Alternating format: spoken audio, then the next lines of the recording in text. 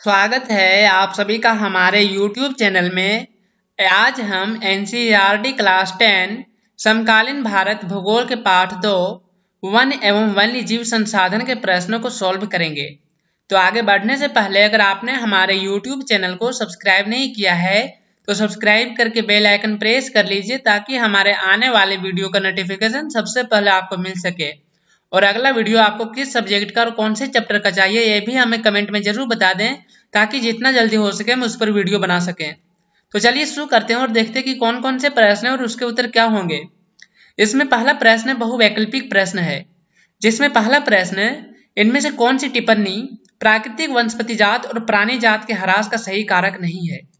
कृषि प्रसार, वृहद स्तरीय विकास परियोजनाएं, पशु चारण और ईंधन लकड़ी एकत्रित करना, तीव्र औद्योगिकरण और शहरीकरण।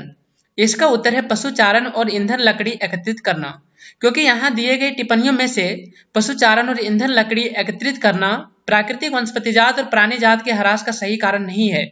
वह इसलिए क्योंकि पशु चारण और ईंधन लकड़ी एकत्रित करना टहनियों और पत्तियों के माध्यम से भी किया जा सकता है, जबकि कृषि प्रसार, वृहद स्तरीय विकास परियोजनाएं और तीव्र औद्योगिकरण और शहरीकरण में बहुत बड़े पैमाने पर प्राकृतिक वनस्पति जात और प्राणी जात का ह्रास होता है। अगला प्रश्न, इनमें से कौन सा संरक्षण तरीका समुदायों की सीधी भागीदारी नहीं करता। संयुक्त वन प्रबंधन, चिपको आंदोलन, बीज बचाओ आंदोलन, वन्य जीव पशु विहार का परिसीमन। इसका उत्तर है वन्य जीव पशु विहार का परिसीमन। इनमें से वन्य जीव पशु विहार का परिसीमन यह संरक्षण तरीका समुदायों की सीधी भागीदारी नहीं करता। बाकी संयुक्त वन प्रबंधन, चिपको आंदोलन और बीज बचाओ आंदोलन यह संरक्षण का तरीका समुदायों की सीधी भागीदारी करता है। अगला प्रश्न, निम्नलिखित प्राणियों और पौधों का उनके अस्तित्व के वर्ग से मेल करें, जिसमें सबसे पहले जानवर और पौधे दिए गए हैं। काला हिरन, एशियाई हाथी, अंडमान जंगली सुअर, हिमालयन भूरा भालू, गुलाबी सिर वाली बत्तख। और अस्तित्व वर्ग में है लुप्त, दुर्लभ, संकटग्रस्त, सुभेद्य, स्थानिक। इसका उत्तर है जानवर में काला हिरन, इसका अस्तित्व वर्ग है संकटग्रस्त। एशियाई हाथी सुभेद्य, अंडमान जंगली सुअर स्थानिक, हिमालयन भूरा भालू दुर्लभ, गुलाबी सिर वाली बत्तख लुप्त।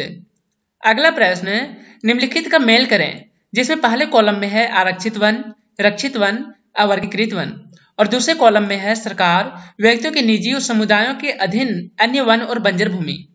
वन और वन्य जीव संसाधन संरक्षण की दृष्टि से सर्वाधिक मूल्यवान वन भूमि जो और अधिक क्षरण से बचाई जा सकती है।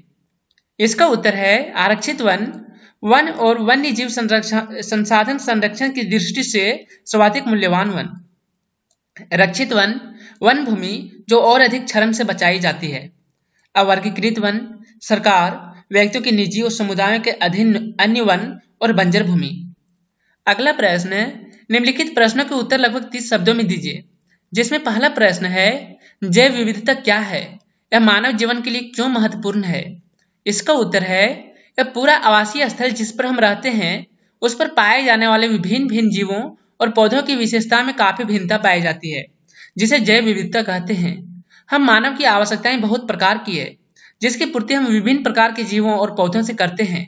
इसलिए हमारे विभिन्न प्रकार की आवश्यकताओं की पूर्ति के लिए जैव विविधता बहुत महत्वपूर्ण है। अगला प्रश्न, विस्तार पूर्वक बताएं कि मानव क्रियाएं किस प्रकार प्राकृतिक वनस्पति जात और प्राणी जात के ह्रास के कारक हैं। इसका उत्तर है निम्नलिखित कारणों से प्राकृतिक वनस्पति जात और प्राणी जात का ह्रास हुआ। पहला है तीव्र औद्योगिकरण। तीव्र औद्योगिकरण से बहुत बड़े पैमाने पर जंगलों को काटकर उद्योग स्थापित किए गए। दूसरा है सड़कों और रेलमार्गों के विकास। जंगलों को काटकर सड़कों और रेलमार्गों का विकास किया गया। और तीसरा है बढ़ती जनसंख्या। बढ़ती जनसंख्या के रहने के लिए जंगलों को काटा गया और वहां पर नए नए आवास बनाए गए।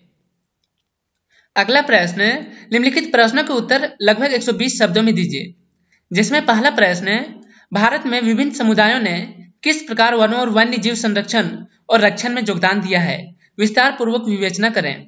इसका उत्तर है भारत में विभिन्न समुदायों ने निम्नलिखित प्रकार से वनों और वन्य जीव संरक्षण और रक्षण में योगदान दिया है। सरिस्का बाघ रिजर्व में राजस्थान के गांव के लोग वन्य जीव संरक्षण अधिनियम के तहत वहां से निर्माण कार्य बंद करवाने के लिए संघर्षरत हैं। हिमालय के कई क्षेत्रों में लोगों ने चिपको आंदोलन के द्वारा वहां वनों की कटाई को रोकने का प्रयास किया। कई क्षेत्रों में तो लोग स्वयं वन्य जीव आवासों की रक्षा कर रहे हैं और सरकार की ओर से हस्तक्षेप भी स्वीकार नहीं कर रहे हैं। राजस्थान के अलवर जिले में 5 गांवों के लोगों ने तो 1200 हेक्टेयर वन भूमि को भैरव देव डाकव सेंचुरी घोषित कर दिए, जिसके अपने ही नियम कानून हैं जो शिकार वर्जित करते हैं तथा बाहरी लोगों की घुसपैठ से वहां के वन्य जीवन को बचाते हैं। टिहरी में किसानों का बीज बचाओ आंदोलन और नवदान्य ने दिखा दिया है कि रासायनिक उर्वरकों के प्रयोग के बिना भी विविध फसल उत्पादन द्वारा आर्थिक रूप से व्यवहारिक कृषि उत्पादन संभव है। कुछ समाज कुछ विशेष पेड़ों की पूजा करते हैं और आदिकाल से उनका संरक्षण करते आ रहे हैं। छोटा नागपुर क्षेत्र में मुंडा और संथाल जनजातियां महुआ और कदम के पेड़ों की पूजा करते हैं। ओडिशा और बिहार की जनजातियां शादी के दौरान इमली और आम के पेड़ की पूजा करते हैं। हम में से बहुत से व्यक्ति पीपल और वट वृक्ष को पवित्र मानते हैं। अगला प्रश्न, वन और वन्य जीव संरक्षण में सहयोगी रीति रिवाजों पर एक निबंध लिखिए। इसका उत्तर है, प्रकृति की पूजा सदियों पुराना जनजातीय विश्वास है जिसका आधार प्रकृति के हर रूप की रक्षा करना है। इन्हीं विश्वासों ने विभिन्न वनों को मूल एवं कमारी रूप में बचाकर रखा है, जिन्हें पवित्र पेड़ों के झुरमुट और देवी देवताओं के वन कहते हैं। वनों के इन भागों में तो वनों के ऐसे बड़े भागों में स्थानीय लोग ही घुसते हैं तथा ना ही किसी और को छेड़छाड़ करने देते। कुछ समाज कुछ विशेष पेड़ों की पूजा करते हैं और आदिकाल से उनका संरक्षण करते आ रहे हैं। छोटा नागपुर क्षेत्र में मुंडा और संथाल जनजातियां महुआ और कदम के पेड़ों की पूजा करते हैं। ओडिशा और बिहार की जनजातियां शादी के दौरान इमली और आम के पेड़ की पूजा करती हैं। हम में से बहुत से व्यक्ति पीपल और वट वृक्ष को पवित्र मानते हैं। भारतीय समाज में अनेकों संस्कृतियां हैं और प्रत्येक संस्कृति में प्रकृति और इसकी कृतियों को संरक्षित करने के अपने पारंपरिक तरीके हैं।